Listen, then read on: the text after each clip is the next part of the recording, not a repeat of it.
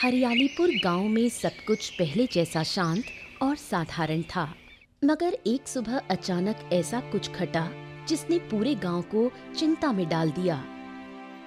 सुना है इस बार आपकी फसल बहुत ही अच्छी हुई है। सही कहा भाग्यवान। और देखना, इस बार की फसल राज्य में बहुत अच्छे दामों पर बिकेगी।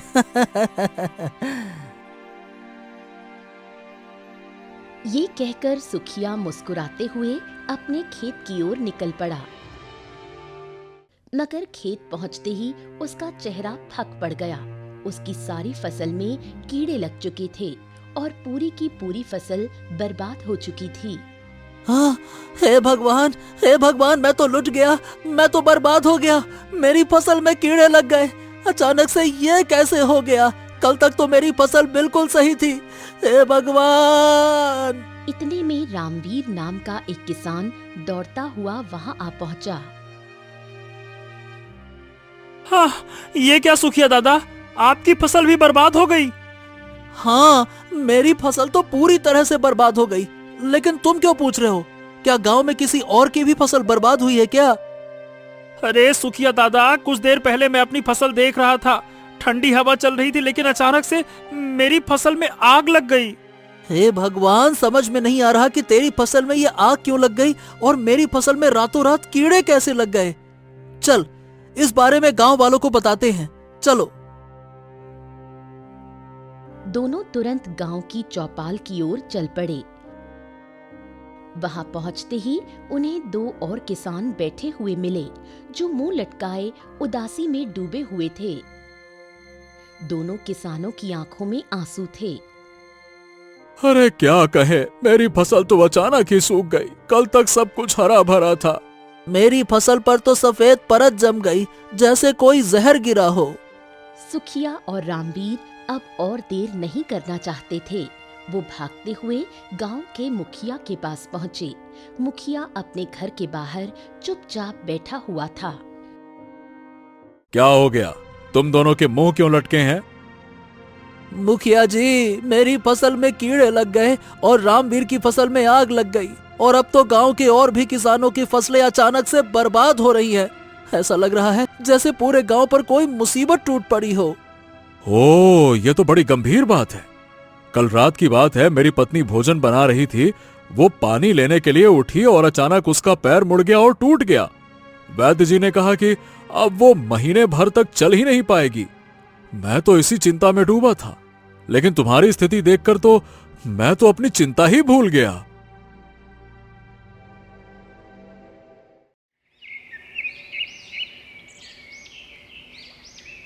उसी गांव में आदित्य नाम का एक युवक रहा करता था, जो कि एक व्यापारी था। उसका घर गांव में सबसे सुंदर बना हुआ था। उसकी बहन रूपवती घर के आंगन में बैठी हुई थी। अरे ओ बहना, क्या है तेरा कहना? आज लड़के वाले रिश्ता पक्का करने के लिए आ रहे हैं। देखना, मैं तेरा विवाह इतने धूमधाम से करूंगा ना कि गांव में एक मिसाल बन जाएगा। लोग सालों साल तक तेरे विवाह को भूल नहीं पाएंगे। तभी वहां एक व्यक्ति आया।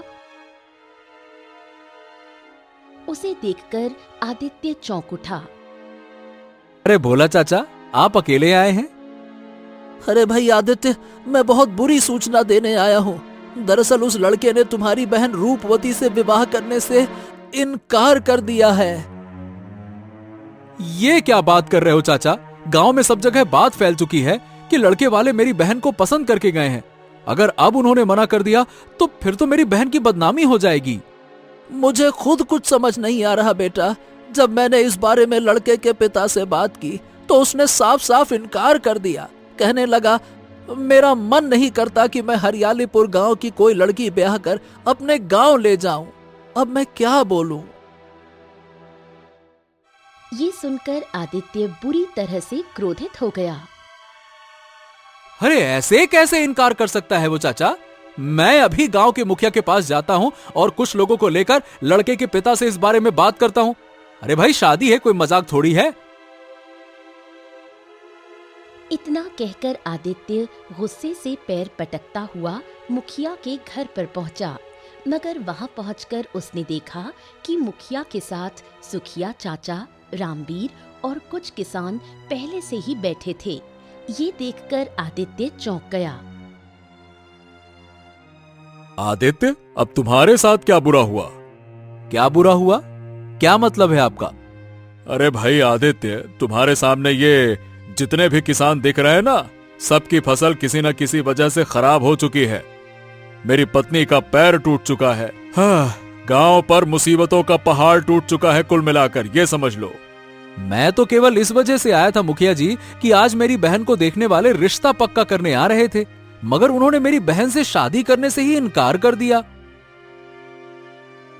हाँ, अब देखो आदित्य, तुम ही इस गांव के सबसे समझदार व्यक्ति हो। पूरा गांव मुसीबत में डूब चुका है, फसलें खराब हो चुकी हैं, लोग बीमार हो रहे हैं और देखो रिश्ता भी टूट रहा है। जल्द ही कुछ करना होगा, नहीं तो ये हरियालीपुर गांव इतिहास बनकर रह जाएगा।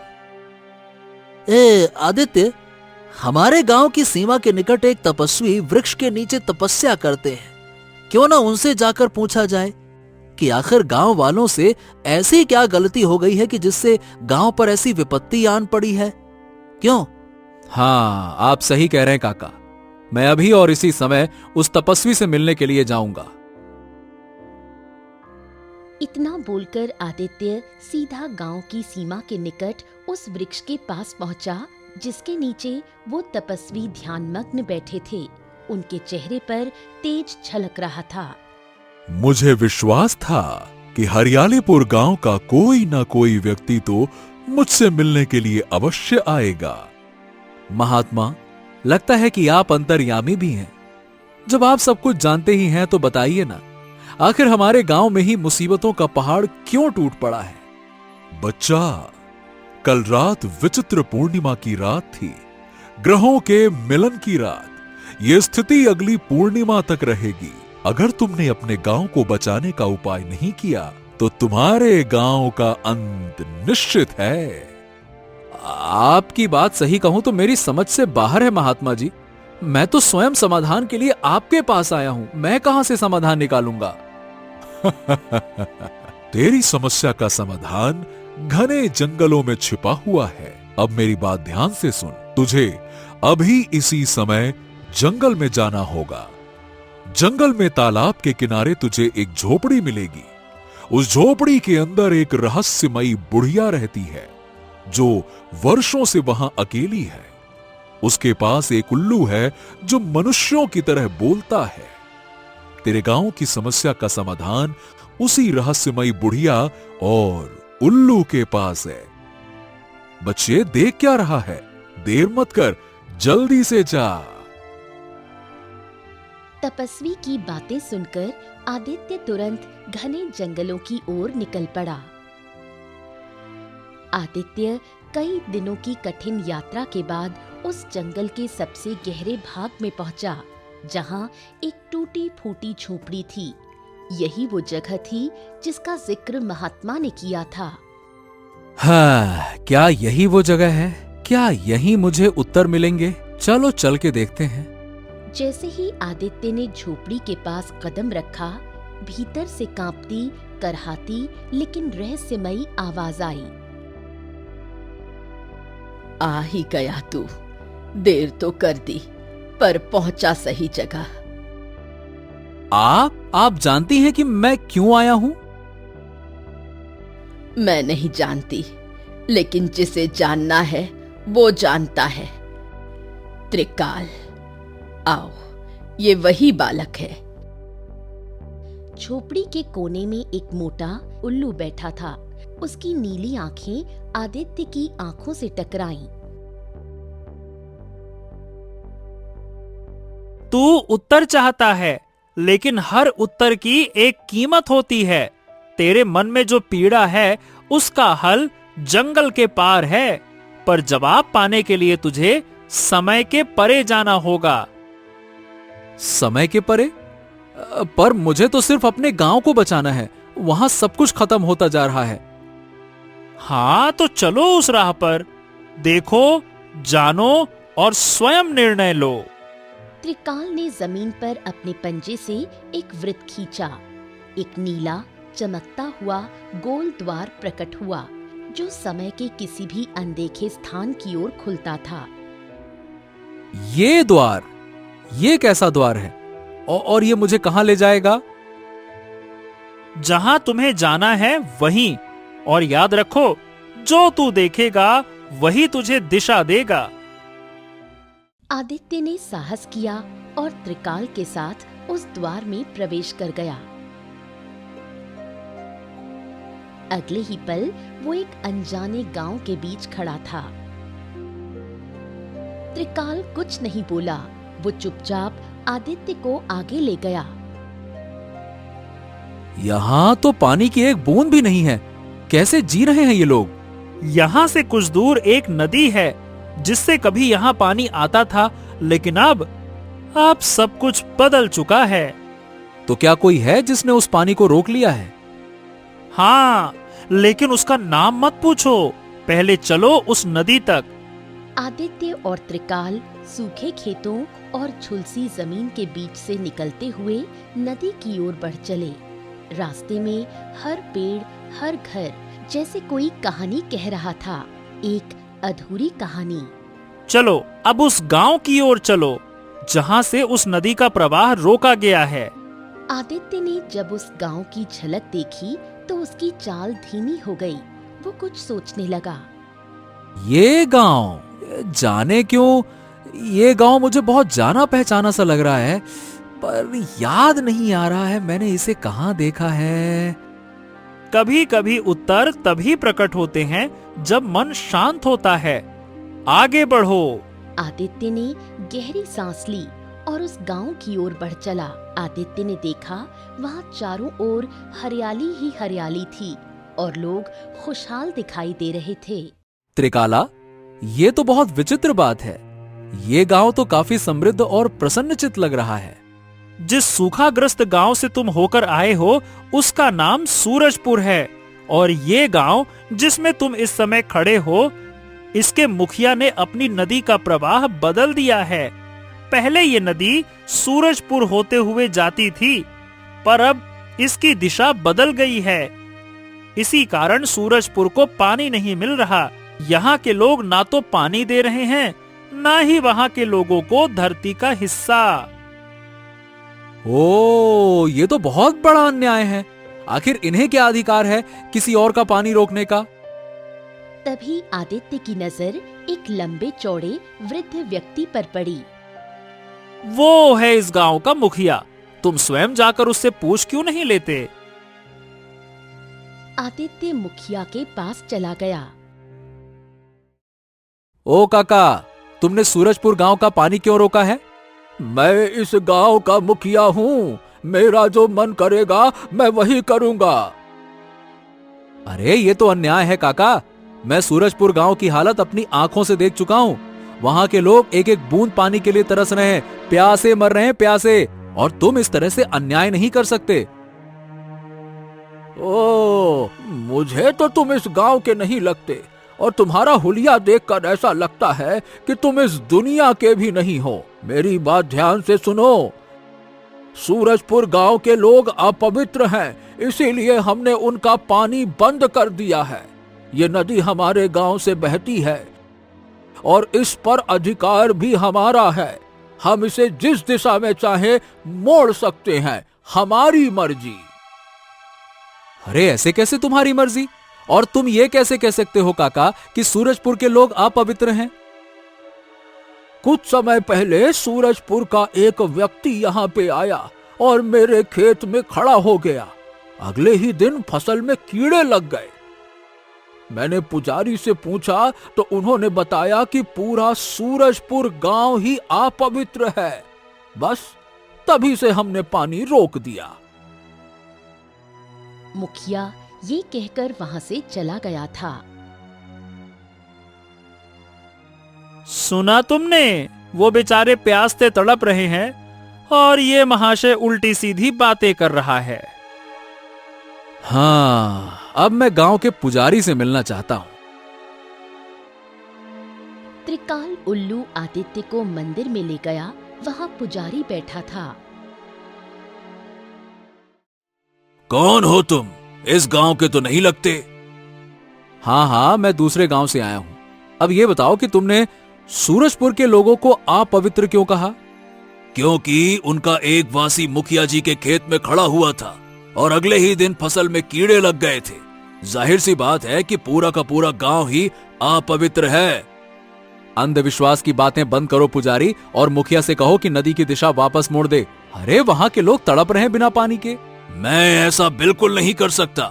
ऐसे अपवित्र लोग संसार में ना रहें, यही अच्छा है। ये कहकर पुजारी वहां से चला गया।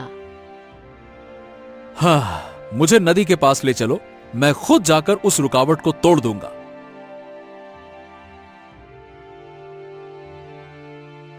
त्रिकाल उल्लू उसे नदी के पास ले आया। आदित्य ने देखा कि नदी पर एक मिट्टी का बांध बनाकर उसकी दिशा बदल दी गई। वहीं पास में कुछ लोहे के औजार रखे थे। आदित्य ने औजार उठाए और रुकावट को तोड़ने लगा। अरे वो देखो, कोई हमारे मेहनत से बने बांध को तोड़ रहा है। गांव के लोग दौड़कर आए और आदित्य को पकड़ लिया। मुखिया भी वहां आ पहुंचा। साले, दोबारा दिखाई दिया ना तो तेरी हड्डियां तोड़ दूंगा। मारो साले को। गांव वाले आदित्य को बुरी तरह पीट कर चले गए। वो लहूलुहान हो गया।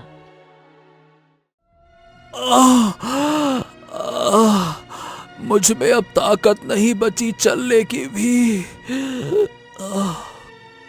चिंता मत करो, मैं तुम्हें ठीक कर देता हूँ। त्रिकाल उल्लू की आंखों से रंग बिरंगी किरणें निकलने लगीं और आदित्य पूरी तरह से ठीक हो गया। हाँ, अरे जब तुम सब कुछ कर सकते हो तो फिर ये रुकावट क्यों नहीं तोड़ देते? बस यही एक काम मैं नहीं कर सकता। ये तुम्हारे हाथ में था और तुम असफल रहे। ये सुनकर आदित्य रो पड़ा। अरे मैं क्या करूं अब मैं? कोई बात नहीं, मैं अभी भी हिम्मत नहीं आ रहा हूं। मैं फिर से प्रयास करूंगा। हाँ, लेकिन तुम अकेले इतना बड़ा बांध नहीं तोड़ सकते। लेकिन हाँ, तुम्हारे भीतर जो इंसानियत है उसने मेरा मन जीत लिया। चलो इस नदी का थोड़ा सा पानी लेकर सूरजपुर चलो। आदित्य ने एक बाल्टी में पानी भरा और त्रिकाल के साथ सूरजपुर लौट आया। वहां का दृश्य देखकर वो फूट फूट कर रो पड़ा। गांव के सारे लोग मर चुके थे। केवल एक 10 वर्षीय बालक और एक सुंदर स्त्री बची थी जो पानी पानी कह रही थी। मुझे नहीं, मेरे बच्चे को पानी पिला दो, वो रो रहा है। मेरे परिवार में तो सब मर गए। आदित्य ने जल्दी से बच्चे के पास जाकर पानी की बूंदें उसके होठों पर डाली, पर बच्चा वहीं गिर पड़ा। काश मेरे बस में होता तो मैं तो सारी की सारी नदी का पानी यहां खींच लाता। त्रिकाल उल्लू की आंखों से फिर रंग बिरंगी किरणें निकलने लगीं और सामने एक गोल द्वार बन गया। चलो इस द्वार में प्रवेश कर लो, हमें लौटना होगा। नहीं नहीं नहीं नहीं नहीं, मैं नहीं लौटूंगा। मैं उन्हें सबक सिखा कर रहूंगा। अरे अब तुम कुछ नहीं कर सकते। ग्रहों का योग समाप्त हो चुका है। जो बीत चुका है वो फिर से नहीं बदला जा सकता। तुम्हारे सभी प्रश्नों के उत्तर तुम्हें मिल जाएंगे। अब चलो। आदित्य उस द्वार में प्रवेश कर गया और अगले ही पल वो अपनी उसी झोपड़ी में था जहां वो रहस्यमयी बुढ़िया उसका इंतजार कर रही थी। आखिर जो कुछ मैंने देखा था वो क्या था? क्या तुम बता सकती हो काकी? बूढ़ी औरत ने रहस्यमय अंदाज में मुस्कुराते हुए कहा, अब त्रिकाल नहीं, अब मैं बताऊंगी। तुम जिस गांव में गए थे, क्या वो गांव तुम्हें कुछ जाना पहचाना नहीं लगा? हाँ हाँ हाँ, बहुत ज्यादा जाना पहचाना लगा। ऐसा लग रहा था जैसे मैं वहीं का हूं। बूढ़ी औरत अब धीरे से पास आकर फुसफुसाई, क्योंकि वो गांव तुम्हारा ही था। ये सुनते ही आदित्य सन्न रह गया। वो थरथराते स्वर में बोला, हाँ, ये कैसे संभव हो सकता है? मेरा गांव इस समय भीषण मुसीबतों से घिरा हुआ है, और वो गांव तो वैसा ही दिखता था। हाँ, तुम्हारा गांव आज से 200 साल पहले वैसा ही दिखता था। तुम भूतकाल में गए थे, और जिस गांव के मुखिया ने पानी रोका था, वो मुखिया तुम्हारे ही पूर्वजों में से था। तुम उसी की पीढ़ी के हो।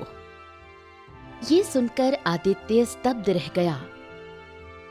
तुम्हारे गांव के उस मुखिया ने हमारे सूरजपुर के गांव के लोगों का पानी रोक दिया था, और उसी वजह से हमारा पूरा गांव प्यास से मर गया। तब से तुम्हारे गांव पर हमारे सूरजपुर गांव की सैकड़ों मरी हुई प्यासी आत्माओं का श्राप है। जब जब ग्रहों का मिलन होता है, तुम्हारे गांव में वही दुख, वही विपत्ति आती है, और ऐसा हर 30 वर्षों में होता है। आदित्य जैसे एक एक शब्द को आत्मा से महसूस करता गया। बूढ़ी औरत की आवाज अब चेतावनी में बदल गई। लेकिन इस बार जो विपत्ति आई थी, वो सबसे भयानक थी। अगर तुम यहाँ नहीं आते, तो तुम्हारा गांव भी हमारे गांव सूरजपुर की तरह समाप्त हो जाता। शायद वर्तमान में तुम्हारे गांव के लोगों की भलाई और कुछ पुण्य कर्मों ने तुम्हें ये अवसर दिया है, जिससे तुमने अपने गांव को बचा लिया। तो तुम कौन हो? मैं वही अंतिम स्त्री हूँ जो चंदनपुर में बची थी, जिसे तुम पानी पिलाने का प्रयास कर रहे थे। मेरी आंखों के सामने मेरा परिवार मरा। मैं बच गई थी। उस समय मैं जंगलों में आकर बस गई। मैं चाहती तो बदला ले सकती थी, पर मैंने प्रतीक्षा की, क्षमा की शक्ति से बदला लेने की। वर्षों के तप और त्याग ने मुझे आध्यात्मिक रूप दे दिया। और ये त्रिकाला, ये कौन है? मैं उस अंतिम बालक की आत्मा हूँ जो मरने से पहले प्यास से तड़प रहा था। तुमने ही मुझे पानी पिलाने का प्रयास किया था। इस बुढ़िया ने मेरी आत्मा को अपने तप से बांधा और मुझे उल्लू का रूप दे दिया। तब से मैं सब कुछ देखता हूँ, सुनता हूँ और याद रखता हूँ। इसीलिए मैं त्रिकाला हूँ। अब तुम्हारे गांव के ऊपर लगा हुआ श्राप समाप्त हो चुका है। अब जब भी ग्रहों का मिलन होगा, तुम्हारे गांव में कोई विपत्ति नहीं आएगी। सिर्फ तुम्हारी वजह से, तुम्हारे पूर्वजों की वजह से हमारे गांव सूरजपुर के लोग तड़प तड़प कर मरे। उनकी प्यास बुझे बिना उन्होंने दम तोड़ दिया। लेकिन तुम्हें भूतकाल में जाने का अवसर मिला। त्रिकाल ने तुम्हारे भीतर इंसानियत देखी, तड़प देखी, और सबसे बड़ी बात, तुमने उन्हें बचाने का प्रयास किया। इसलिए तुम्हारी वजह से वो आत्माएं मुक्त हो गई, और तुम्हारे गांव पर ये श्राप भी। अब तुम जा सकते हो। आदित्य भागता हुआ गांव पहुंचा, और जो दृश्य उसने देखा वो चमत्कारी था। गांव में जो फसलें पूरी तरह नष्ट हो चुकी थीं, वहां अब हरियाली थी। गांव का हर बच्चा मुस्कुरा रहा था। वो दौड़ता हुआ अपने घर पहुंचा। तभी आदित्य की बहन झेंपते हुए बोली, भैया, जिस लड़के ने रिश्ता ठुकरा दिया था, उसकी माँ आई थी। उन्होंने हाँ कह दी है। आदित्य ने सब कुछ देखा, पर चेहरे पर कोई मुस्कान नहीं थी। उसका दिल अपने ही पूर्वजों की क्रूरता को याद करके रो रहा था। उसने आंखें बंद की और जैसे अतीत में डूब गया। उसने महसूस किया, कभी कभी एक इंसान का पश्चाताप सैकड़ों आत्माओं को मुक्ति दे सकता है। रहस्यमयी बूढ़ी और उस विचित्र उल्लू ने उसे सच्चाई दिखा दी थी। आदित्य ने एक गांव को, एक पीढ़ी को, एक इतिहास को नया मोड़ दे दिया था।